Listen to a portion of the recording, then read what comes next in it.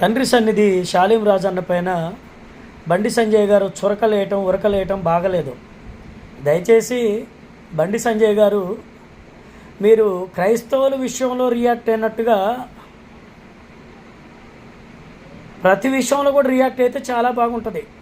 ఎందుకంటే మీ ఉనికిని మీరు కాపాడుకొని మీ యొక్క మంత్రిత్వాన్ని ప్రజలకు అవసరమైనటువంటి లీడర్గా మీరు ఎల్లప్పుడూ కూడా గెలిచి ప్రజలకు సేవ చేసేటువంటి ఉద్దేశం ఉన్నటువంటి లీడర్ అయితే మీరు ప్రతి ఒక్కరిని కూడా ప్రేమతోటి దగ్గరికి తీసుకోవాలా.